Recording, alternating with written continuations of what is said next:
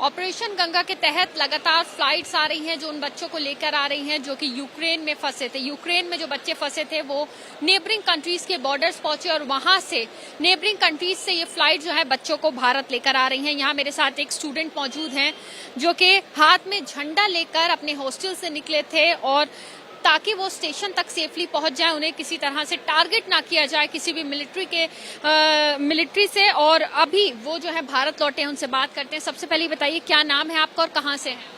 मेरा नाम आबिद अली है। मैं उत्तर प्रदेश कुशीनगर डिस्ट्रिक्ट का रहने वाला हूँ। आबिद, किस जगह थे आप वहाँ पर यूक्रेन में? खारकिव सिटी में। खारकीव में थे। क्या सिचुएशन वहाँ पर हो रही थी? क्योंकि लगातार जो वीडियोस और फोटोज आ रहे थे बहुत वर्स्ट सिचुएशन दिखा रहे थे। वहाँ आपने अपनी आंखों से क्या देखा, क्या सिचुएशन थी वहाँ? खैर 3 दिन तक तो सिचुएशन हमारे खारकिव सिटी में सही थी। बमबारी की आवाज़ आ रही थी बट ज़्यादा नुकसान का वो न्यूज़ नहीं आ रहा था।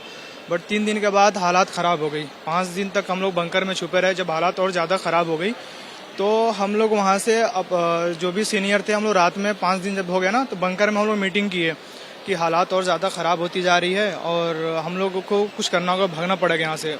क्योंकि हम लोग एम्बेसी पे, यूक्रेन एम्बेसी में कॉल करते थे तो कॉल जल्दी रिसीव नहीं करता था। बहुत ज़्यादा कॉल करने पे यही बोलते थे कि हम लोग खुद फंसे पड़े, खुद नहीं कुछ कर सकते। तो हम लोगों ने फैसला किया कि हम लोग भागेंगे, अपने रिस्क पे भागेंगे।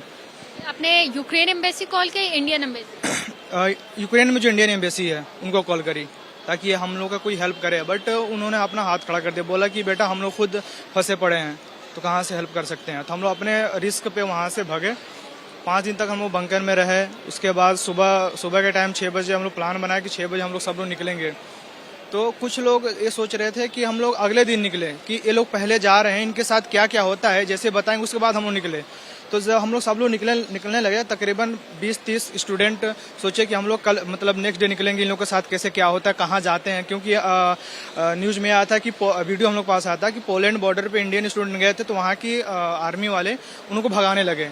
तो वही हम लोग देख कर डरने लगे कि आखिर में हम लोग जाएंगे तो जाएंगे, कौन हेल्प करेगा। बाकी हेल्प करने के लिए अपना इंडियन एम्बेसी जो थी पोलैंड में या हंगरी में, वो सब पोलैंड के अंदर थी, यूक्रेन के अंदर तो थी नहीं।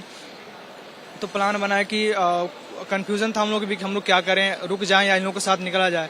लेकिन धीरे धीरे प्लान बनाया कि हम लोग भागा जाए, क्योंकि और ज़्यादा हालात ख़राब हो जाएगी तो हम लोग यहाँ से निकल नहीं पाएंगे, फंस जाएंगे यहीं पे, फिर खाएंगे कहाँ से।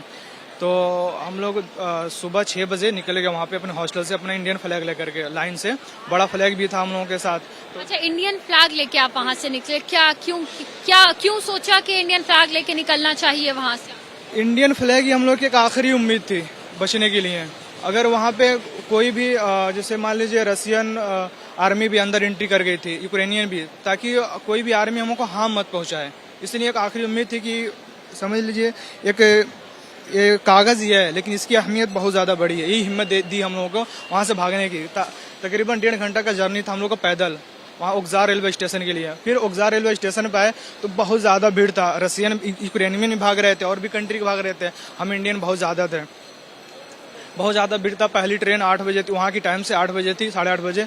कुछ स्टूडेंट उसमें चले गए, हम लोग छूट गए। फिर एक ट्रेन थी 12 बजे। 4 घंटे के बाद हम लोग 4 घंटा इसे मतलब जहाँ पे ट्रेन रुकती है उसके गेट के सामने है। हम लोग एक इमेजिन कर लेते कि यहीं पे गेट होगा, वहीं पे हम लोग 4 घंटे कंटिन्यू खड़े थे, लाइन वगैरह नहीं तोड़े हम लोग। फिर उसके बाद वहाँ पे किसी ने हल्ला किया, यूक्रेनी हल्ला किया कि बम गिर रहा है, क्योंकि आवाज़ तो आ रही थी, टैंक भी जा रहा था। ओवरब्रिज था हम लोग जहाँ खड़े थे, तो ओवरब्रिज था, ओवरब्रिज के ऊपर से टैंक जा रहा था, हम लोग खुद देखे अपने आंखों से। फिर बम वगैरह गिर रहा था, आवाज़ सब आ रही थी, थोड़ा दूर पे गिर रहा था वहाँ पे। तो फिर किसी ने हल्ला कर दिया यूक्रेन की बम गिर रही है, तो हम लोग भाग गए वहाँ से। भाग गए कहाँ जाए, फिर उसके बाद से जो क्या नाम है ओवरब्रिज था उसके नीचे हम लोग जा करके छुप गए।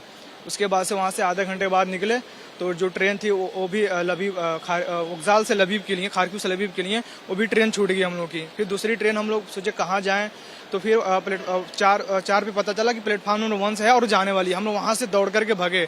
काफ़ी हम लोग सुबह कुछ खाए पिए नहीं थे, 6 बजे निकले थे वहाँ से। अपने बच्चे थे आपके साथ? तकरीबन 250 स्टूडेंट थे हमारे साथ, लड़के और लड़कियाँ दोनों थे। अलग अलग ट्रेन पकड़नी पड़ी सबको एक बार में? नहीं जी, अलग अलग ट्रेन हम लोग को पकड़नी पड़ी। जो साथ में हम लोग की लड़कियाँ थी, क्योंकि जब वहाँ से कई बार इधर इस प्लेटफार्म उस प्लेटफार्म हम लोग थक गए थे, खड़ा रहते प्लस पैदल चले थे 1.5 घंटा हम लोग, तो पूरा पैर भी दर्द कर रहा था, थक गए थे, प्यास भी बहुत ज़्यादा लग रही थी। तो हम लोग जब प्लेटफॉर्म नंबर 4 से जब 1 आना हुआ तो दौड़ते हुए हम लोग आए, ट्रेन जाने वाली थी, क्योंकि इतना भीड़ था कि जबरदस्ती हम लोग घुसते नहीं तो हम लोग रह जाते वहीं पे। और कुछ हमारे दोस्त रह भी गए थे वहाँ पे, नहीं यहाँ पे उनका रात को 11:30 बजे ट्रेन थी तो वो लोग आए। तो लड़कियां सब दौड़ नहीं पा रही थी, हम लोग उनको हेल्प किए, हाथ पकड़ के दौड़ाए, फिर अंदर उन लोग को पहले घुसाए, उसको हम अंदर गए, बहुत ज़्यादा रश हो गया अंदर। तो वहाँ पे 18 घंटा का जर्नी था हम लोगों का, सो नहीं पाए सही से, कैसे करके मतलब ये था कि हम लोग ये कंट्री जल्दी से छोड़ दें। फिर अभी वहाँ पे पहुँचे, भूख लगी थी, बाहर निकले, वहाँ पे थोड़ा सा हालात सही था तो बाहर निकल के हम लोग खाना वगैरह खाए। फिर वहाँ से हम लोग कैब किए। कुछ दोस्त हमारे कह रहे थे कि हम लोग हंगरी बॉर्डर चला जाए, वहाँ पे सेफ है, कुछ कह रहे थे पोलैंड चला जाए, बट हम लोग डिसाइड करा कि पोलैंड चला जाए। पोलैंड यहाँ से कम डिस्टेंस पे 60 किलोमीटर था लवीव से पोलैंड। लवीव से पोलैंड आप लोग कैसे पहुंचे? हम लोग कैब वहाँ से किए, 4 कैब मिल गई आप लोग को आराम से? जी कैब मिल गई, 4000 ग्रीवन वहाँ का रेट से। हम लोग 4 लोग गए, उसमें 1000 ग्रीवन आया हम लोगों का। मतलब एक्स्ट्रा पैसे दिए? मतलब हम लोग अपने पास एक्स्ट्रा पैसे दिए उसको। वहाँ बॉर्डर जब पहुंचे तो वहाँ आराम से आपकी एंट्री? बॉर्डर पहुंचे, वहाँ पे खाने पीने की सारी व्यवस्था सब फ्री में था, हम लोग आर्मी वाले सब की थी, तो हम लोग वहाँ पे खाए। उसके बाद से लाइन में लगे थे काफ़ी देर तक, तकरीबन 2 घंटे। उसके बाद से 2 क्रॉस था, पहला क्रॉस पे हम लोग पहला क्रॉस किया, उसके बाद से दूसरा क्रॉस पे हम लोग तकरीबन 3 घंटे खड़े थे। बहुत ज़्यादा वहाँ पे यूक्रेन पोलैंड ठंडी बहुत ज़्यादा थी, स्नोफॉल भी हो रहा था, तो इतना ज़्यादा ठंडी भी लग रहा था। पैर पूरा अंदर, मतलब पहने तो बूट सॉक्स भी पहने नीचे, फिर भी पैर बहुत ज़्यादा ठंडे हो गए थे, पैर भी दर्द कर रहे थे। लेकिन जैसे हम लोग बॉर्डर क्रॉस के 7 घंटा लगा, उसके बाद से पोलैंड की आर्मी हम लोग का इंडियन एम्बेसी जो वहाँ पे है पोलैंड में, उन लोग के हवाले की। उसके बाद से हम लोग बस से होटल ले जाया गया। वहाँ से आसानी हो गई आप लोग से आसानी हो गई। यानी कि इस तिरंगे के सहारे, इस तिरंगे को लेकर आप लोग हॉस्टल से निकले? जी, तिरंगे को लेकर के हम लोग हॉस्टल से निकले। सोचिए, ये उन इंडियन स्टूडेंट्स की कहानी है जो यूक्रेन में थे और इस तिरंगे, कह सकते हैं कि देश की शान, तिरंगे को लेकर हॉस्टल से निकले इस उम्मीद के साथ कि ये तिरंगा उन्हें भारत तक वापस लेकर आएगा और इसके जरिए वो सेफली जो है अपने घर लौट पाएंगे। कैमरा पर्सन अजय तिवारी के साथ Madiha Khan, ABP news, Delhi airport.